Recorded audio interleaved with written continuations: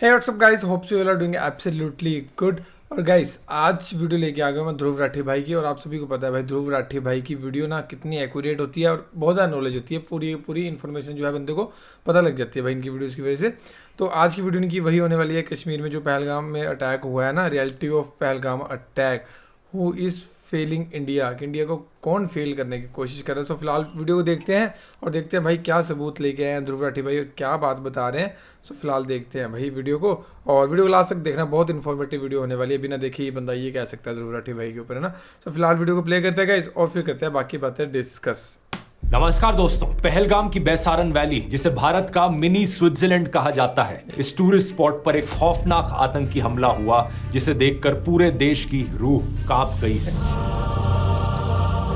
अभी तक की जानकारी के अनुसार इस आतंकी हमले में कम से कम 26 लोगों की जानें जा चुकी हैं, 17 लोग इंजर्ड हैं और मृतकों में से सभी 26 लोग मेल्स थे। इस हाई ऑल्टीट्यूड लोकेशन पर केवल पैदल या खच्चर पर बैठ के पहुंचा जा सकता है, इसलिए रेस्क्यू ऑपरेशंस के लिए हेलीकॉप्टर का इस्तेमाल किया गया, जबकि लोकल्स खच्चरों की मदद से इंजर्ड लोगों को वहां से वापस लाए। कम से कम 12 टूरिस्ट को पहलगाम हॉस्पिटल में एडमिट करवाया गया और डॉक्टर्स ने कहा है कि अब ये 12 लोग स्टेबल कंडीशन में हैं। इस आतंकी हमले में लोगों को उनके रिलीजन के आधार पर टारगेट किया गया। एक विक्टिम मुस्लिम थे, सैयद आदिल हुसैन शाह, जो पहलगाम के ही लोकल थे, वहां खच्चर चलाने का काम करते थे। इनके अलावा एक क्रिश्चियन थे और बाकी 24 लोग जो मारे गए वो सब हिंदू थे, जो अलग अलग जगह से आए हुए टूरिस्ट थे। जैसे कि जयपुर के 32 साल के नीरज उदवानी, जो यूएई में काम करते थे। ये छुट्टियों के लिए घर आए हुए थे अपनी पत्नी के साथ, पहले शिमला में एक शादी अटेंड की और फिर बाद में कश्मीर घूमने गए थे। ऐसे ही एक विक्टिम नेपाल से थे, सुदीप न्यूपणे। इसके अलावा आईएएफ, आईबी और नेवी के ऑफिसर्स। अरुणाचल से आए हुए इंडियन एयरफोर्स कॉर्पोरल तागे हेलियांग, इंटेलिजेंस ब्यूरो के सेक्शन ऑफिसर मनीष रंजन, जो एलटीसी लेकर बिहार से यहां घूमने आए थे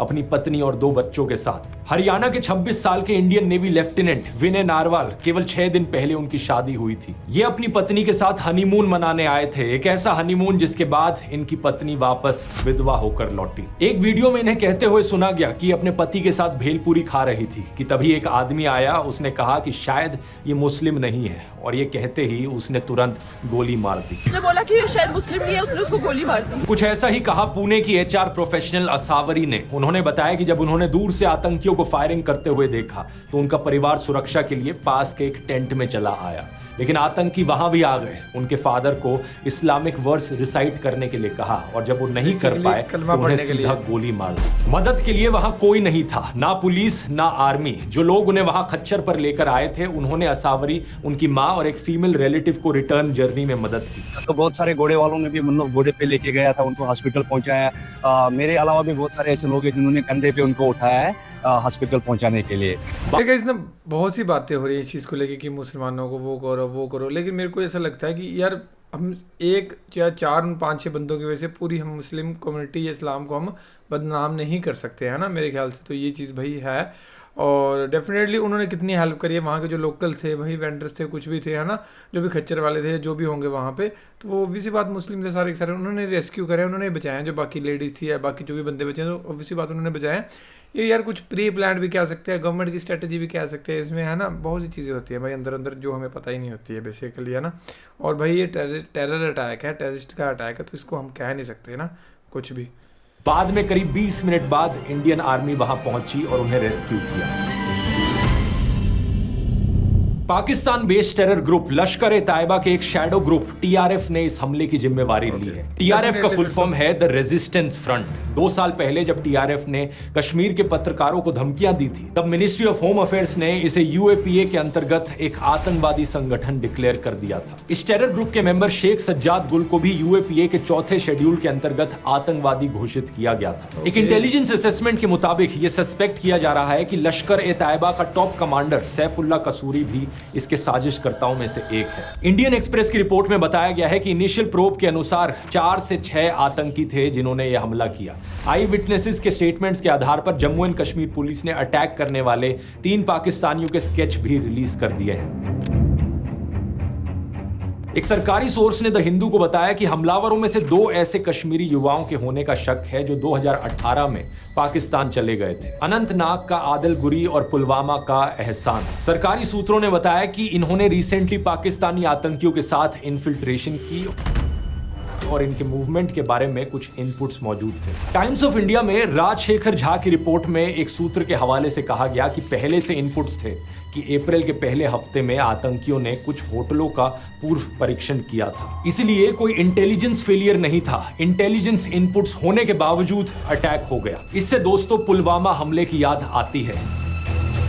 जून 2019 में minister of state for home affairs G Kishan Reddy ने राज्यसभा को बताया था कि कोई इंटेलिजेंस फेलियर नहीं था। बाद में फ्रंटलाइन की एक इन्वेस्टिगेशन ने भी यह रिवील किया था कि 2 जनवरी से लेकर 13 फरवरी के बीच में 11 इंटेलिजेंस इनपुट्स थे। ये बता रहे थे कि कोई किसास हमला हो सकता है, यानी बदला लेने के लिए स्ट्राइक हो सकती है। पुलवामा हमले के बाद जब इन्वेस्टिगेशन हुई तो मुदासिर अहमद खान को पुलवामा हमले का मास्टरमाइंड पाया गया। उससे रिलेटेड भी 2 इंटेलिजेंस इनपुट्स पहले से ही मौजूद थे। 24 जनवरी 2019 के इंटेलिजेंस इनपुट में बताया गया था कि कुछ आतंकियों ने मुदासिर अहमद खान को रिपोर्ट किया आने वाले दिनों में एक फिदायीन हमला करने के लिए। यह ग्रुप शाहिद बाबा ग्रुप के साथ कांटेक्ट में है। यह वही ग्रुप था जिसका मेंबर था पुलवामा हमले का बॉम्बर आदिल अहमद दार। 25 जनवरी के दिन का जो इंटेलिजेंस इनपुट था उसमें मुदासिर अहमद खान की लोकेशन की जानकारी थी। बोल्ड लेटर्स में यह बताया गया था कि 4 फॉरेन मर्सनरीज के साथ मुदासिर खान को स्पॉट किया गया है मिदूरा और लाम त्राल विलेजेस में। इस इनपुट में भी कहा गया था कि एक अटैक की प्लानिंग चल रही है जो अवंतीपोरा या पंपोर में किया जा सकता है। ये इलाके पुलवामा से केवल 16-17 किलोमीटर दूर हैं। इमेजिन करो दोस्तों, पुलवामा हमले से पहले भी मुदासिर एक नॉन आतंकवादी था जो 2017 में सीआरपीएफ कैंप पर हुए अटैक के कनेक्शन में वांटेड था। 12 फरवरी के एक इनपुट को तो मार्क किया गया था top secret, matter most urgent. इसमें एक ट्विटर हैंडल शाह GET 313 के बारे में जानकारी थी कि इसे पाकिस्तान के जैश मोहम्मद हैंडलर्स चला रहे हैं। इसने हिंट दिया था कि जम्मू एंड कश्मीर में सिक्योरिटी फोर्सेस के रूट पर IED ब्लास्ट कैरी आउट किया जा सकता है। साथ में एक वीडियो भी था जिसमें IED ब्लास्ट को डेमोन्स्ट्रेट किया गया था। 13 फरवरी के इंटेलिजेंस इनपुट में भी ऐसी ही एक फाइनल वार्निंग थी, लेकिन इसके बावजूद भी दोस्तों 2500 से ज्यादा जवानों को एयरलिफ्ट नहीं करवाया गया। इकट्ठे ही एक ही कॉन्वॉय में भेज दिया गया और सीआरपीएफ के फॉर्मर IG ने बाद में इसे लेकर एतराज भी जताया था। 2547 को भेजना और 78 व्हीकल्स एक कॉन्वॉय में लगाना, वो मुझे लगता है टेक्निकली ठीक नहीं। सोचकर देखो दोस्तों, इतने डिटेल्ड इंटेलिजेंस इनपुट्स होने के बावजूद भी पुलवामा हमला हो गया। कैसे हुआ? सवाल ये उठता है। मुझे तो पता नहीं, क्या आपको पता है? अगर मुझे नहीं पता, आपको नहीं पता, तो किससे पूछना चाहिए कि चूक कहां हुई?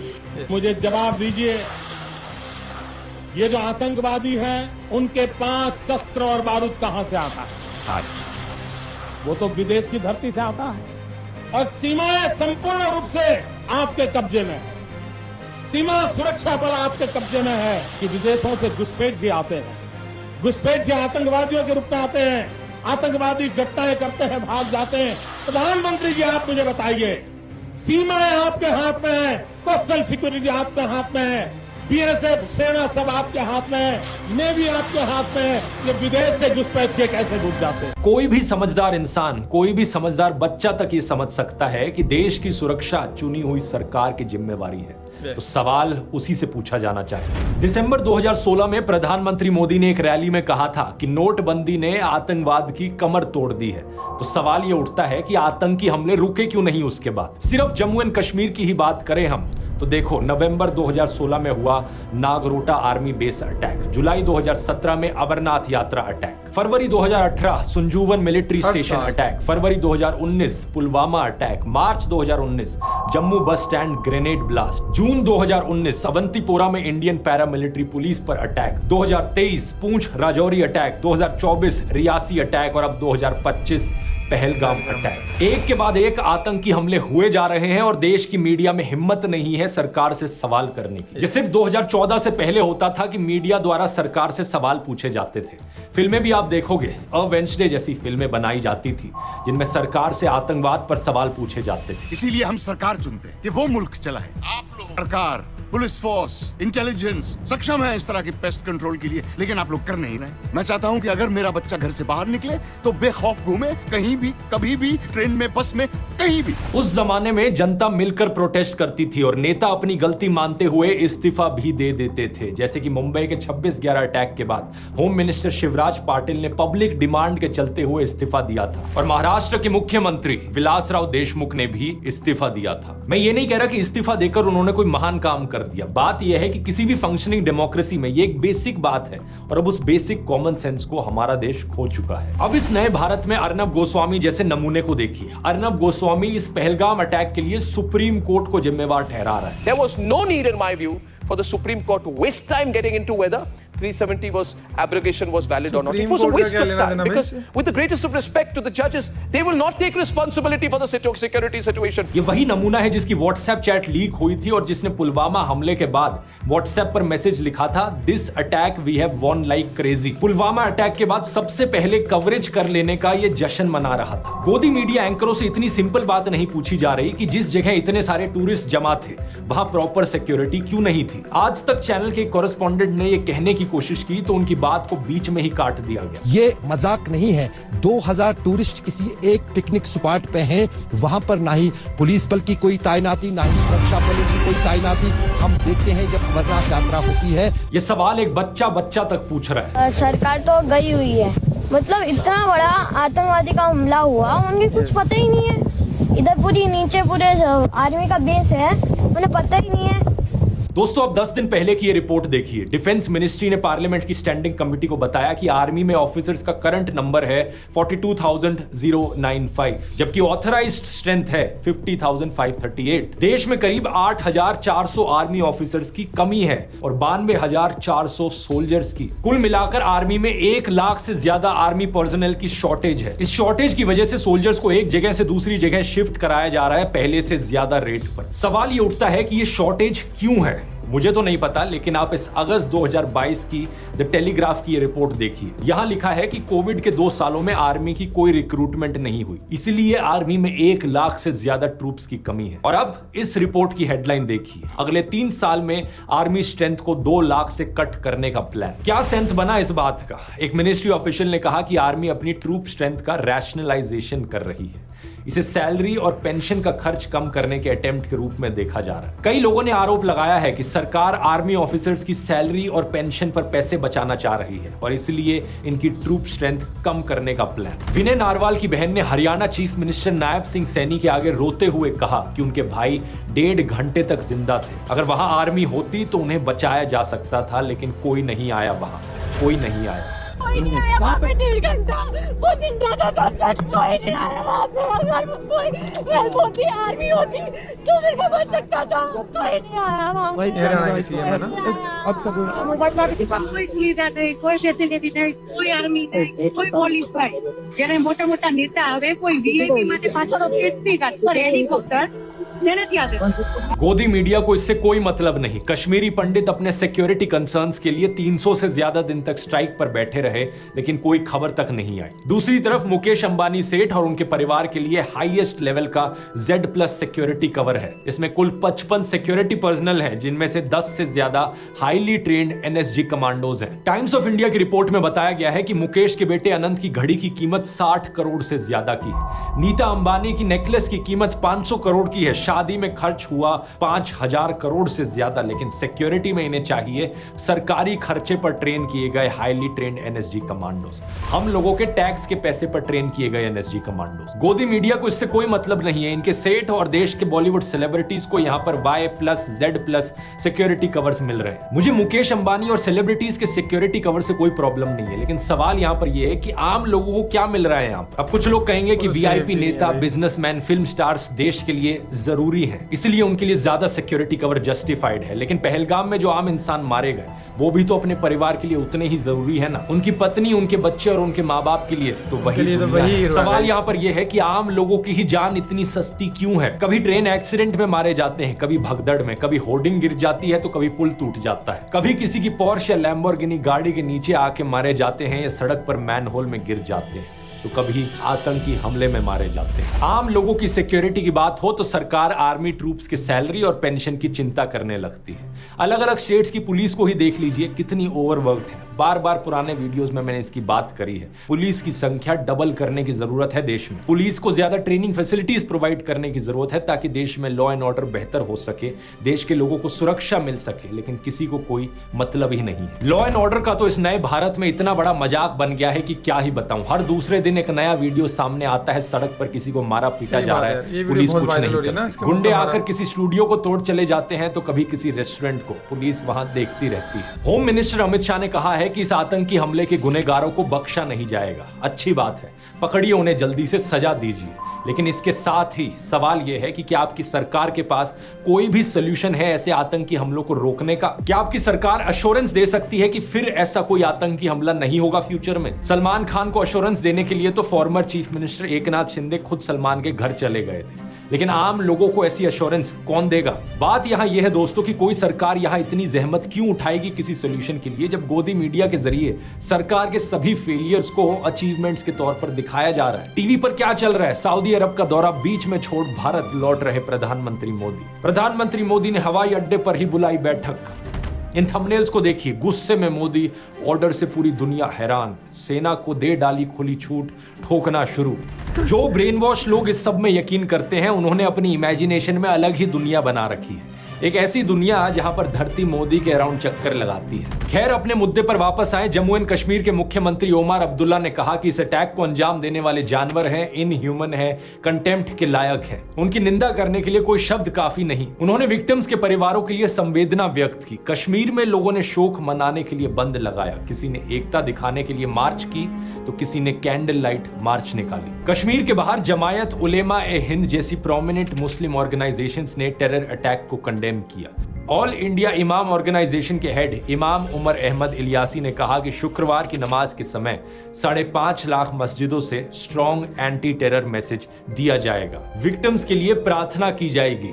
भारत के बाहर यूएई, सऊदी अरेबिया, बांग्लादेश और कतर जैसे कई सारे मुस्लिम देशों ने भी हमले की कड़ी निंदा की है। देश के आम मुसलमानों ने भी सोशल मीडिया पोस्ट पर अपना विरोध जताया है। यह अच्छी बात है कि लोग आपस में रिलीजन के नाम पर ना बंटें और इस तरह आतंकियों के मंसूबों को नाकाम करें, क्योंकि ये सभी आतंकवादी यही तो चाहते हैं कि भारत में धार्मिक नफरत फैले, लोग एक दूसरे से लड़े और हमारा देश टूट जाए। लेकिन क्या कोई भी देशभक्त ऐसा चाह सकता है? कभी भी नहीं। कोई भी देशभक्त यही चाहेगा कि मेरा देश मजबूत रहे, अखंड रहे। देशभक्त तो एक ही नारा बोलेंगे, भारतीय एकता जिंदाबाद। आप भी इस यूनिटी के संदेश को कमेंट्स में लिखिए अगर आप इससे एग्री करते हैं तो। मुझे बस ये बात नहीं समझ में आती कि बीजेपी वालों को इस नारे से इतना करंट क्यों लग जाता है। मैं चैलेंज देता हूं सभी बीजेपी के नेताओं को, अपने सोशल मीडिया पर लिखकर दिखाओ, भारतीय एकता जिंदाबाद। मुझे लगता नहीं कि इनमें से ज्यादा नेता ये लिखने की हिम्मत कर सकते हैं, क्योंकि इन फर्जी राष्ट्रवादियों को नफरत फैलाने से फुर्सत मिले तभी तो राष्ट्रीय एकता की बात करेंगे ये। मृतकों की अस्थियां ठंडी भी नहीं हुई थी कि बीजेपी छत्तीसगढ़ के ऑफिशियल ट्विटर और इंस्टाग्राम हैंडल ने यह बेहद ही भद्दा पोस्ट किया। एक गिबली स्टाइल इमेज जिस पर कैप्शन लिखते हैं, धर्म पूछा जाति नहीं, याद रखेंगे। इंडिया टुडे की पत्रकार प्रीति चौधरी ने इस पर तंज कसते हुए कुछ ऐसा लिखा कि किसी ट्रेजेडी का फायदा उठाने के लिए कोई समय ज्यादा जल्दी नहीं है। इस पोस्ट से दो बातें साफ दिखती हैं। पहला ये कि जातिवादी अत्याचारों को लेकर ये कभी कोई समाधान नहीं करने वाले, क्योंकि समाधान निकालने के लिए समस्या को स्वीकार करना पड़ता है। इनसे जरा पूछकर देखो कि आज तक कितने ब्राह्मण, राजपूत या बनियों की बारात में उन्हें घोड़ी पर बैठने से रोका गया है। हमेशा दलितों को ही क्यों मारा पीटा जाता है, इसको लेकर इतने सारे न्यूज आर्टिकल्स मिल जाएंगे। जाति देखकर ही मारा जाता है ना। दूसरी बात इस पोस्ट से पता चलती है कि बीजेपी वाले देश में धार्मिक नफरत फैलाते रहेंगे। ये आतंकवादियों का जो एजेंडा है देश को तोड़ने का, हिंदुओं को मुसलमानों से लड़वाने का, देश को सिविल वॉर की कगार पर ले जाने का, यही एजेंडा बीजेपी के लोग भी फॉलो करते हैं। चारों तरफ आप इन लोगों की पोस्ट देखोगे सोशल मीडिया पर, सिर्फ एक ही चीज पर फोकस करते हैं, हिंदू वर्सेस मुस्लिम्स। ये चाहते हैं सभी हिंदुओं के अंदर डर बैठे, आतंकवादियों से नहीं बल्कि अपने देश के मुसलमानों से, अपने पड़ोसियों से, अपने दोस्तों से। ये चाहते हैं सभी मुसलमानों के अंदर डर बैठे, आतंकवादियों से नहीं बल्कि अपने देश के हिंदुओं से, अपने पड़ोसियों से, अपने दोस्तों से। ये संपत्ति इकट्ठी करके किसको बांटेंगे? जिनके ज्यादा बच्चे हैं उनको बांटेंगे। ये सब सिर्फ इसलिए ताकि आप इन्हें डर के मारे वोट दो। यही कारण है दोस्तों कि 2014 के बाद से परपेचुअली हिंदू खतरे में रहा है। चारों दिशाओं से साल भर साल, महीने भर महीने यही हिंदू खतरे में है का नैरेटिव आपको सुनाया जाता है। हैरान हो जाएंगे, इस रिपोर्ट के मुताबिक The Muslim population has gone up by 43+%. 43% बढ़ी है। The Hindu population has gone down in an equal period by 7.82%. 8% कम हुई है। Think about this. It's crazy. एक साजिश चल रहा है भारत को गजवाए हिंद करने का, इस्लामिक स्टेट बनाना चाहते हैं। जबकि 2014 से पहले इसकी आपको कोई बात भी कहीं सुनने को नहीं मिलती थी। सिर्फ सत्ता पाने के लिए ये देश में हिंदू मुसलमानों को लड़वाने की बात करते हैं, देश को तोड़ने की बात करते हैं। और बीजेपी के जैसे ही कट्टरपंथी नफरती एलिमेंट्स मुसलमानों में भी हैं दूसरी साइड पर। ऐसे मुसलमानों को आप यहां देख सकते हो, जब हमले की खबर आती है पोस्ट पर ये हंसने वाले रिएक्शन देते हैं। ये लोग चाहे सुधरे या ना सुधरे, लेकिन एक चीज आप समझ लीजिए, आप जो आम हिंदू, आम मुस्लिम, आम सिख, ईसाई, बौद्ध, जैन हो, चाहे आप ब्राह्मण हो, राजपूत हो या दलित हो, चाहे हरियाणवी हो या मराठी हो, एक बात ध्यान से समझ लीजिए कि हिंसा चाहे धर्म, जाति, भाषा या किसी भी और आधार पर हो, हिंसा चाहे जो भी करे, हर एक हिंसा की किसी अगर मगर के बिना आलोचना करें। चाहे वो पहलगाम का आतंकी हमला हो या पैलेस्तीन में लोगों का मारे जाना, चाहे वो जातिवाद के नाम पर हिंसा हो या मराठी ना बोलने पर, कन्नडा ना बोलने पर लोगों को मारा पीटा जाना हो, हर एक हिंसा हमारे देश में दीमक की तरह है। नफरती आतंकी लोग आप लोगों को भड़काएंगे कि उन लोगों ने ये किया वो किया, लेकिन भड़कना नहीं है। ये अस वर्सेस देम, यानी हम लोग वर्सेस वो लोग। इस जहरीले प्रोपेगेंडा से बाहर निकलना है। हम भारत के लोग, हमारी डिमांड है कि इन सभी क्रिमिनल एलिमेंट्स, टेरर एलिमेंट्स को जेल में डाल दिया जाए, इन्हें सजा दी जाए। और जो बाकी लोग हैं, हमें साथ में रहना है, देश में शांति और तरक्की लेकर आनी है। इसलिए जोर से कहिए, भारतीय एकता जिंदाबाद। इस आतंकी विचारधारा के खिलाफ, देश को तोड़ने वाले लोगों के खिलाफ भारतीय एकता जिंदाबाद। जय हिंद। सो गाइस, ये थी वीडियो। और भाई बहुत कमाल की इन्फॉर्मेशन, बहुत कमाल की रिसर्च टीम है भाई ध्रुव राठी भाई की। पहली बात तो ये मानने वाली है ना, कितनी कमाल की रिसर्च लेके आने, हर एक चीज़ विद प्रूफ लेके आने, पूरे आर्टिकल्स खोज के निकालने, है ना। और बाकी ये थी वीडियो। और भाई मेरे को तो ये डेफिनेटली सभी को पता ही है कि यार सरकार की आ जाके साजिश होती है, इन चीज़ों में अटैक करवाने के लिए भी आ जाके होता सारा का सारा प्री प्लान चीज़ें, है ना। बट भुगतना किसे पड़ता है? एक आम पब्लिक को, आम बंदे को, एक आम घर के बंदे को, है ना। सरकार का कभी आपने सुना हो गवर्नमेंट के किसी नेता के किसी बच्चे को कुछ हुआ हो या कोई दिक्कत आई हो, कभी सुने हो? उनके नाम कभी नहीं होता। एक आम बंदा, एक गरीब बंदा और एक देश का जो व्यक्ति है, आम व्यक्ति है, वही मरेगा भाई, उसे ही अपनी कुर्बानी देना पड़ेगी, है ना। तो ये थी वीडियो ध्रुव राठी भाई की। बाकी आपको क्या लगता है कमेंट्स में ज़रूर अपनी राय जाहिर करिएगा guys. Thank you so much for watching the video. मिलते हैं नेक्स्ट वीडियो में।